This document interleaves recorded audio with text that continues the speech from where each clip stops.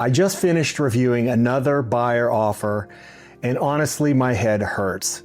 Not because the price was bad, and not because the buyer wasn't qualified, but because the offer looked clean and the red flags were buried where most sellers would never think to look.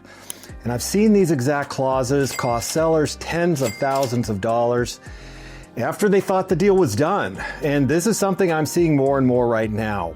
Offers that appear strong on the surface, but are structured to create leverage later, after a seller thinks everything is locked in. And here's the problem. Most homeowners never see these red flags because they're just not obvious. They rely on their agent to explain the offer, and they assume the terms are standard. And by the time the issues show up, the leverage has already shifted. Now, these risks are buried in the wording, framed as normal or paired with pressure that makes you feel like you shouldn't slow things down. And if you miss them, they can cost you real money, unnecessary stress, and peace of mind, long after you think the deal is done. Now, almost every bad offer I see falls into one of three patterns. It looks clean, but it pressures you to move fast, and it gives the buyer flexibility after you've already locked yourself in. So in this video, I want to walk you through the biggest red flags I'm seeing in buyer offers right now, why they matter more than most sellers realize, and how to protect yourself before you accept anything. Now, my name is Kip Barnard, and I've been a licensed broker here in Silicon Valley for over 20 years. And besides being a top producer, I've served on the ethics committee for over a decade, and I've managed an office for the #1 brokerage in the country, overseeing billions of dollars in sales. Now, I make these videos for one simple reason, and that's to help homeowners like you protect your #1 asset, especially in moments where the details matter the most. So now let's get into it. And before we dive into the list, I want to say this. As a manager and on the ethics committee, I've seen sellers who thought they had a great offer, only to find themselves renegotiating weeks later, losing money, or even canceling the deal entirely.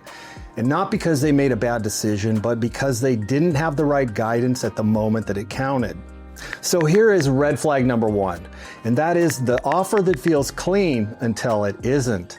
And what I mean by this is one of the biggest mistakes sellers make is assuming the offer that feels the smoothest at first is automatically the safest. And it's not. Some offers are written to look clean up front with short timelines, confident language, solid deposits, but they're designed to reopen negotiations later, after you're emotionally committed. On the surface, it looks aggressive. In reality, it's defensive. So let me give you a quick example of this. I recently saw a buyer offer with a 5-day inspection contingency. Now that sounded great, but when we read the fine print, they had a second clause that gave them 10 more days if any other issue came up. Now the seller didn't catch it, but of course we did. And missing it could have cost them the entire deal. Here's what this usually looks like. Short contingencies that sound aggressive, but they still leave the doors open. As is language paired with inspection rights that allow renegotiation, or appraisal gaps with terms that protect the buyer far more than they protect the seller. Or you get deposits that look strong on paper, but they stay refundable longer than you realize. Now, a clean offer isn't just about how it looks on day one, it's about what happens when something goes wrong, because something often does in real estate transactions. So that brings us to red flag #2, which is the buyer who commits on paper, but not with a deposit. This is one I see far more often than sellers realize.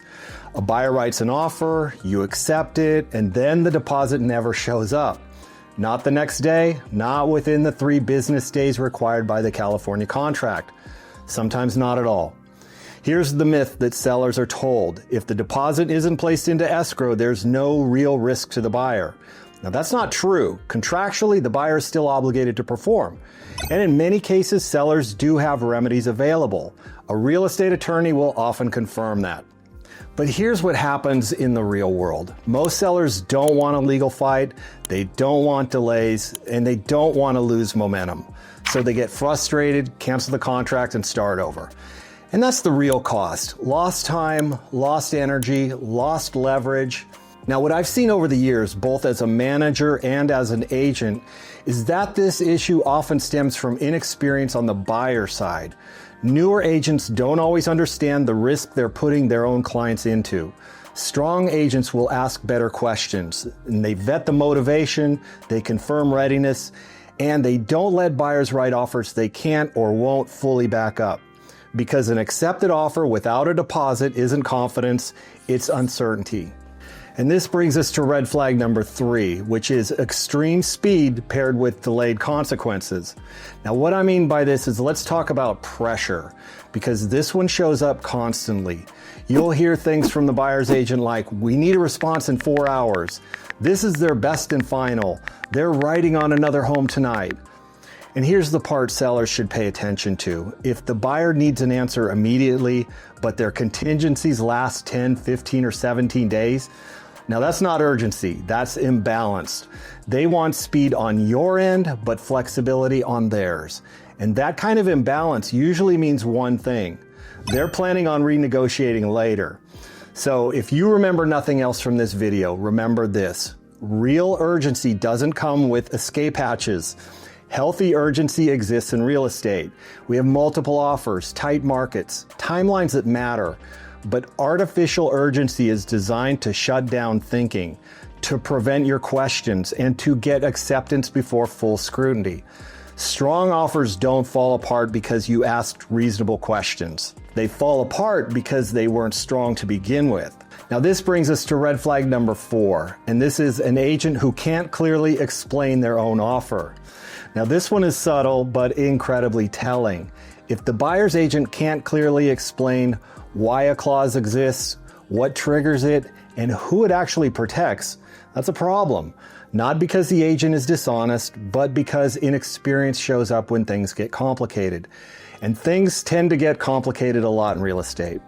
I once asked an agent to explain a contingency they had written into their own offer, and there was a long pause.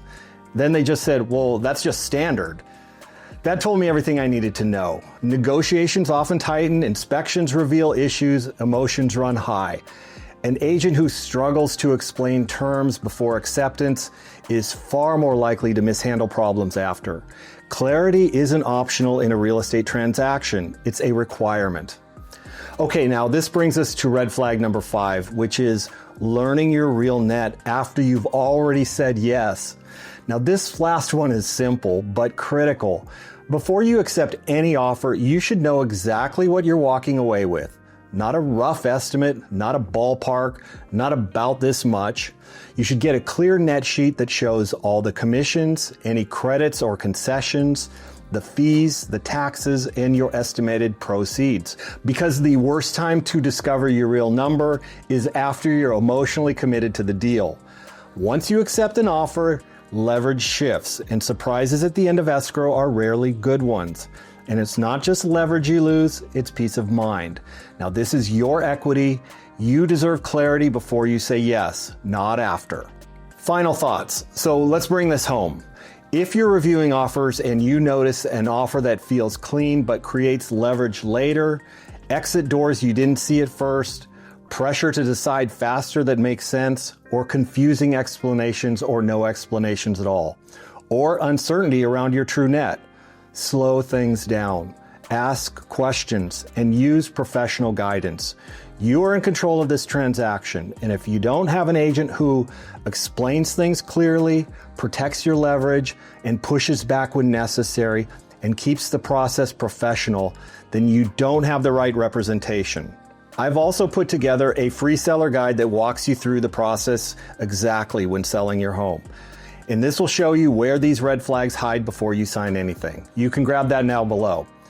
Even if you don't work with me, that guide will help you spot problems early and ask smarter questions. And if something in an offer doesn't sit right, trust that instinct and reach out. Because when it comes to selling your home, clarity beats speed every time. Hey guys, for more content similar to this, smash that like and subscribe button and we'll see you next time.